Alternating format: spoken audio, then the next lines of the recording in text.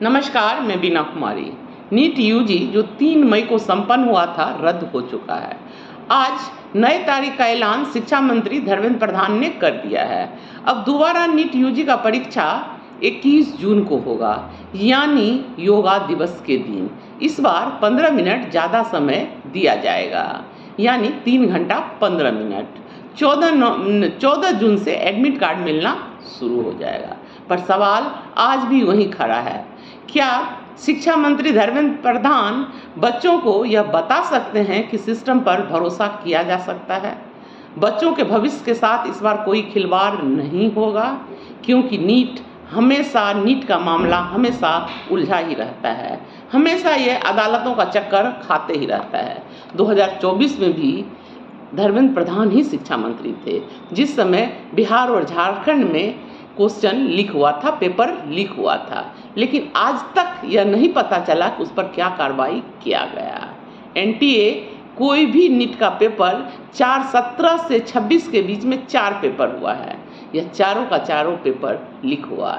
NTA सही तरीके से पेपर नहीं नीट का ले पा रही है। क्या एनटीए पे दोबारा भरोसा किया जा सकता है? धर्मेंद्र प्रधान को यह बताना पड़ेगा, क्योंकि रद्द होने के कारण बच्चों के भविष्य के साथ जो खिलवाड़ हो रहा है, बच्चे सुसाइड कर रहे हैं। बच्चे का कोमल मन होता है, वह बर्दाश्त नहीं कर पाए नीट यूजी का पेपर का रद्द होना। 2 बच्चे, एक गोवा से और एक यूपी के लखीमपुर खीरी से बच्चे ने सुसाइड कर लिया। पर बच्चों, जिंदगी बड़ा अनमोल होता है। अपने माता पिता के बारे में सोचिए। पेपर तो बहुत होंगे, आते जाते रहेंगे। आप रहेंगे तो यह घर आंगन खिलता हुआ रहेगा, कोई और काम कर लेंगे, लेकिन अपनी जान मत दीजिए। यह सिस्टम, आपकी जान का कोई भी मूल्य इस सिस्टम के लिए नहीं है, इसलिए सिस्टम से हार कर अपनी जान मत दीजिए। आपका जान बहुत ही बेशकीमती है, उसे बचा कर रखिए। 17 और 26 के बीच में 4 बार नीट का पेपर लीक हुआ है। 17 में पटना और जयपुर में पेपर लीक हुआ, क्या कार्रवाई हुआ किसी को पता नहीं। 21 में जयपुर, यूपी और महाराष्ट्र में लीक हुआ, क्या कार्रवाई हुआ किसी को पता नहीं।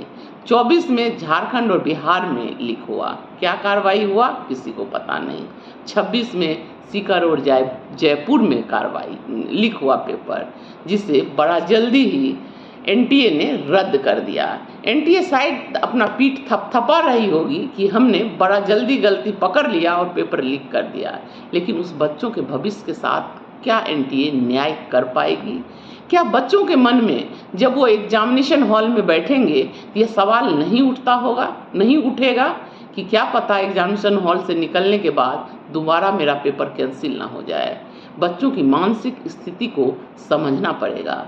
बच्चों के लिए तो 100 नियम हैं।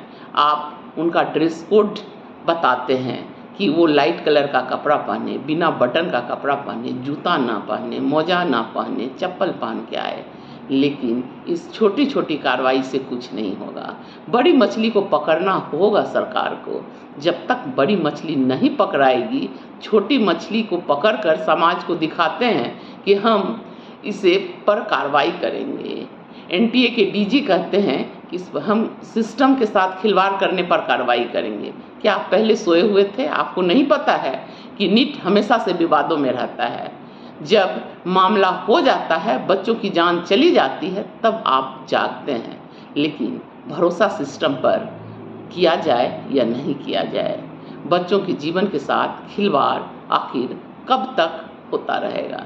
आप देखिए, जिस तरह से पॉलीथीन का मामला है, पॉलीथीन सरकार दुकान वाले पर कार्रवाई करती है। पॉलीथीन पकड़ाया तो उस पर कार्रवाई होती है, लेकिन पॉलीथीन जिस फैक्ट्री में बनता है उसको क्यों नहीं बंद कराते हैं? अगर वो बंद हो जाएगी तो बाजार तक पॉलीथीन पहुंचेगा ही नहीं। फैक्ट्रियां अपना माल बना रही है और कार्रवाई छोटे छोटे दुकानदारों पर किया जाता है। उसी तरह से नीट का मामला में भी बड़ी मछलियों पर हाथ नहीं डाला जाता है और छोटे छोटे को पकड़कर कहा जाता है कि हम कार्रवाई करेंगे। एक नया मामला सामने आया है कि एक ही घर में 5 बच्चे नीट क्वालिफाई किए, जो आश्चर्य का बात है। आखिर कब तक सिस्टम से मासूम भी अब लड़ता रहेगा? कब तक अपनी जान देता रहेगा? सिस्टम में सुधार कब होगी? सरकारें कब जगेगी? नमस्कार, धन्यवाद।